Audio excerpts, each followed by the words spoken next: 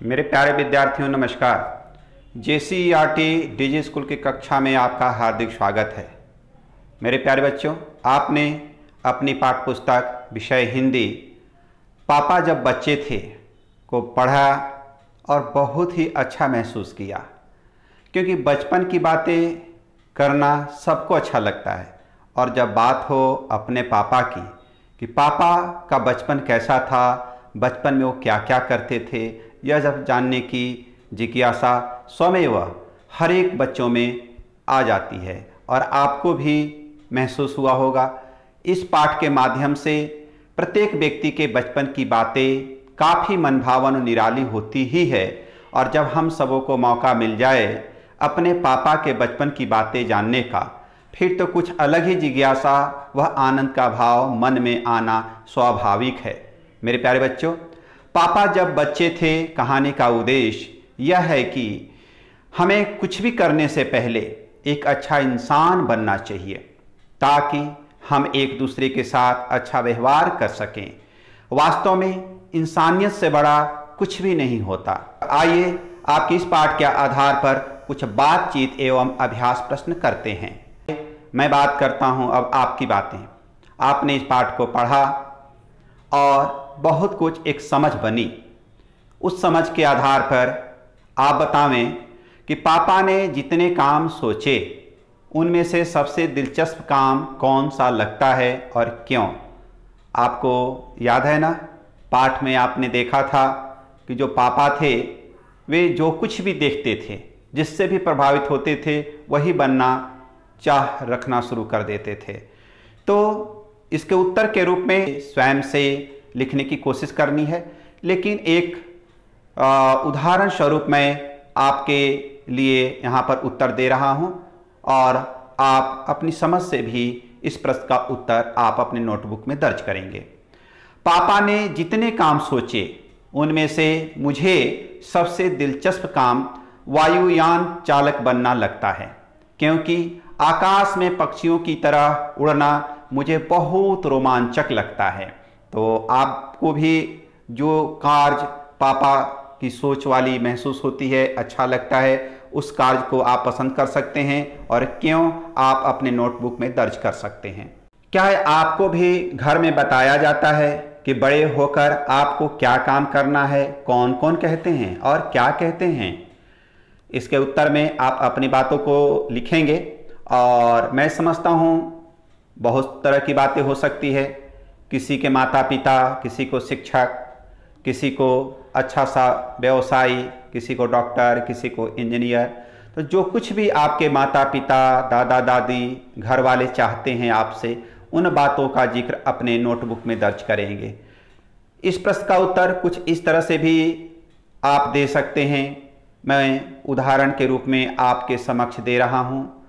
हाँ, मुझे भी घर में बताया जाता है कि मुझे बड़े होकर क्या काम करना है। मेरे दादा दादी और माता पिता कहते हैं, मेरे दादाजी कहते हैं तुम्हें IAS अफसर बनना है, मेरे माता पिता मुझे इंजीनियर बनाना चाहते हैं।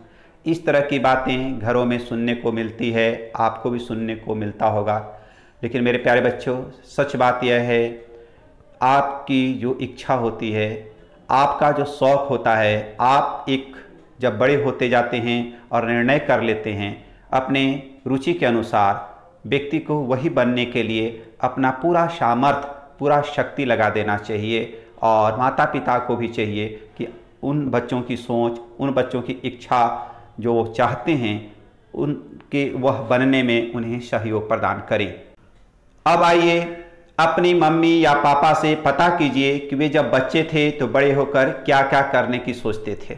मेरे प्यारे बच्चों, आपको अपने मम्मी पापा से बात करना है कि जब वो बच्चे थे तो उनकी क्या सोच थी, वो बड़े होकर क्या क्या करने की सोचते थे। तो जो कुछ भी आपके मम्मी या पापा बताते हैं, उन बातों को अपने नोटबुक में आप दर्ज कर लें। अपने घर के किसी भी एक सदस्य से उसके काम के बारे में जानकारी हासिल कीजिए। उनसे पता कीजिए कि उनके काम को किस नाम से जाना जाता है, उस काम को अच्छी तरह करने के लिए कौन कौन सी बातें मालूम होनी चाहिए, उन्हें अपने काम में किन बातों से परेशानी होती है। प्यारे बच्चों, आपके घर में परिवार के कई सदस्य काम करते हैं और अलग अलग तरह के काम करते हैं। आपको उनके साथ बैठना है और बहुत ही आदरपूर्वक जानने की कोशिश करना है कि वे जो काम करते हैं किस नाम से वह काम जाना जाता है और उस काम को और बेहतर तरीके से करने के लिए कौन सी बातें मालूम होनी चाहिए। और एक बात और जानिए कि उन्हें अपने काम में किन बातों से परेशानी होती है। इन बातों की चर्चा करके आपको अपने नोटबुक में दर्ज करना है। अब आइए, पाठ के आधार पर शुरू में पापा चौकीदार बनना चाहते थे। आपने पाठ में पढ़ा चौकीदार बनना उनको बहुत पसंद था, क्योंकि रात में उन्हें लगता था कि वह बिंदास रूप से घूम सकते हैं, उन्हें कोई रोकने वाला नहीं होता है। और चौकीदार रात में भ्रमण करता है, घूमता है और पहरा देता है। तो चौकीदार रात को भी काम करते हैं। इसके अलावा और कौन कौन सी कामों में रात को जागना पड़ता है, आप अपने आसपास महसूस किया होगा, सुना भी होगा। चौकीदार के रूप में जो चौकीदार जो काम करता है उसको चौकीदारी कहते हैं। चौकीदारी के अतिरिक्त अन्य निम्न कामों में रात को जागना पड़ता है। जैसे आपने देखा होगा, अस्पताल में रोगियों की देखभाल के लिए डॉक्टर और नर्स को रात में जागना पड़ता है। हमारे आसपास अथवा समाज में शांति व्यवस्था बनाए रखने के लिए पुलिस वाले को रात में जागना पड़ता है।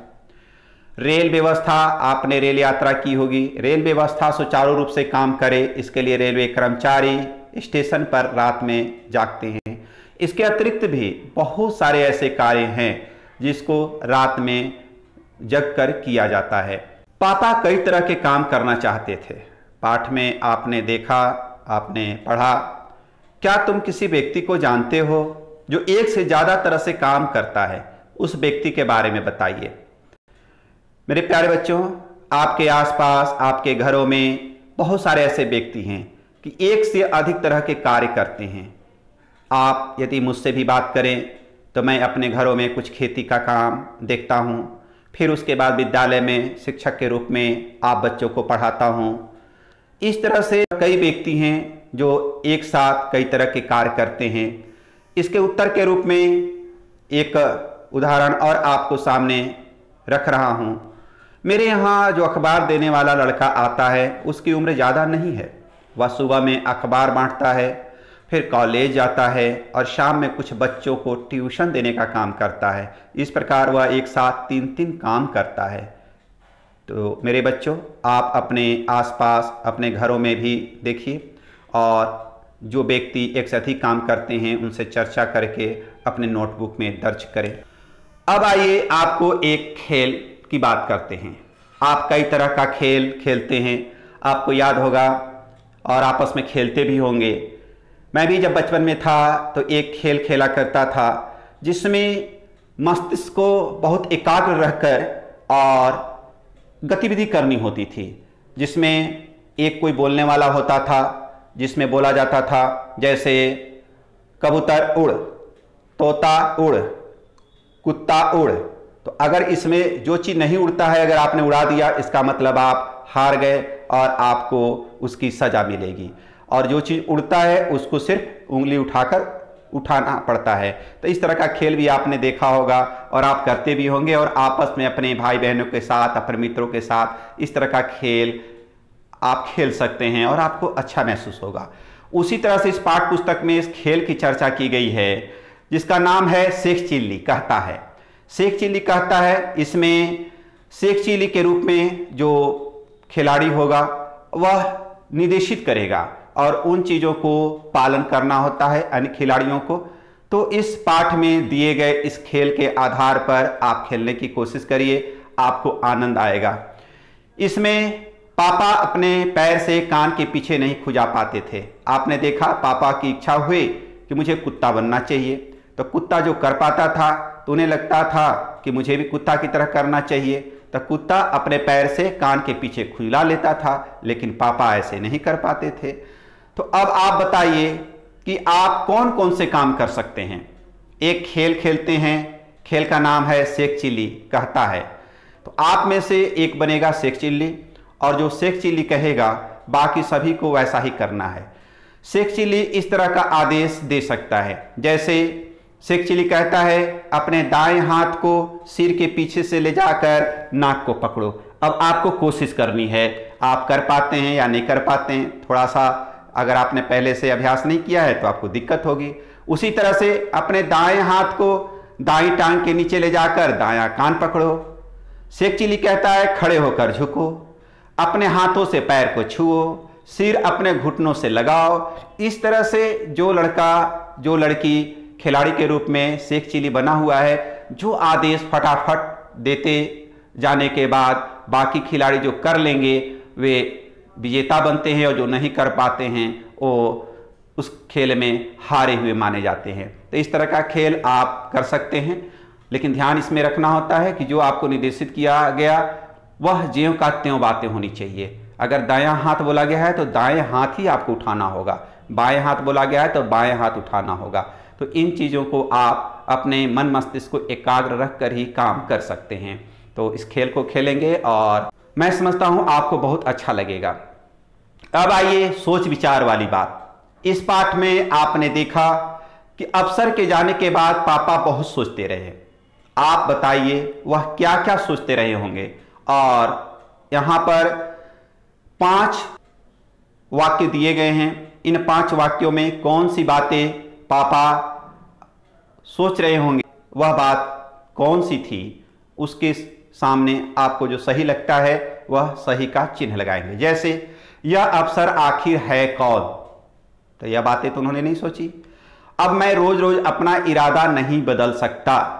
हाँ, ये बातें आई थी, पापा को लगा था कि रोज रोज इरादा बदलना ठीक नहीं है। कुत्ता बनना बड़ा कठिन काम है, पहले ही उन्होंने सोचा था। ये फौजी अफसर मुझ पर हंसा क्यों नहीं, बाकी सब तो हंसते हैं। हाँ, अफसर के जाने के बाद यह बात पापा के दिमाग में आई थी। इस अफसर को कुत्ता बनना नहीं आता इसलिए मुझे बहका रहा है। नहीं, ऐसी बात पापा के मस्तिष्क में नहीं चली थी और ऐसा उन्होंने नहीं सोचा था। पाठ को पुनः उसको पढ़ेंगे और उसके आधार पर इस प्रश्न के उत्तर को जो सही लगता है उसके सामने सही का टिक लगाएंगे। अब आइए, अगर, मेरे प्यारे बच्चों, आप अगर मगर की बात बहुत करते हैं। जब कोई भी बात होती है तो मगर, अगर आपकी कोई जिज्ञासा होती है तो अगर आप कल्पना करते हैं। उसी तरह से चलिए पाठ के आधार पर, पापा ने कहा अपना ठेला मैं स्टेशन के पास ही खड़ा करूंगा। क्यों? क्योंकि उनको स्टेशन पर भी काम करना था और आइसक्रीम वाला ठेला भी, आइसक्रीम भी बेचने का काम करना था। तो उन्होंने अपने समय को सामंजस्य कैसे किया कि हम स्टेशन के पास ही ठेला रखेंगे, कुछ देर आइसक्रीम बेचेंगे और कुछ देर फिर रेल के पास, स्टेशन के पास काम करेंगे। तो इस तरह की बातें उनके दिमाग में थी। तो अगर आप पापा की जगह होते तो ठेला कहाँ लगाते और क्यों? तो मेरे प्यारे बच्चों, इसके उत्तर में आप अपने सोच समझकर आप दें। फिर से मैं एक उदाहरण के रूप में प्रस्तुत कर रहा हूं। यदि मैं पापा के जगह पर होता तो ठेला स्टेशन के पास ही लगाता, क्योंकि वहां खूब बिकेगा। अगर आप रेल में सफर करेंगे तो आपको प्लेटफॉर्म और रेलगाड़ी में कौन कौन लोग नजर आएंगे। यदि आपने रेल यात्रा की है तब तो आप अच्छी तरह से जानते हैं, लेकिन यदि आपने रेल यात्रा नहीं की है तो जो मित्र, जो भाई, जो बहन, यदि आपकी रेल यात्रा उन्होंने किया है तो आप उनसे बात करें, अपने माता पिता से बात करें। लेकिन थोड़ी सी मैं मदद कर देता हूं आपको। यदि मैं रेल में सफ़र करूंगा तो प्लेटफॉर्म पर रेलगाड़ी में यात्री, कुली, गार्ड, सिपाही, टीटी, चाय बेचने वाला, किताबें एवं पत्रिकाएं बेचने वाला आदि मिलेंगे। आज बस इतना ही। शेष अभ्यास कार्य अगले वीडियो में लेकर मैं आपके समक्ष उपस्थित होऊंगा। तब तक आप अपना ख्याल रखेंगे। आप भी अपने पापा के बारे में जानने की कोशिश करें, अपनी माँ के बारे में जानने की कोशिश करें कि जब वे बच्चे थे तो वे किस तरह का व्यवहार, किस तरह की सोच रखते थे। आपको बहुत मज़ा आएगा और आनंद भी मिलेगा। तब तक के लिए विदा चाहता हूँ। धन्यवाद।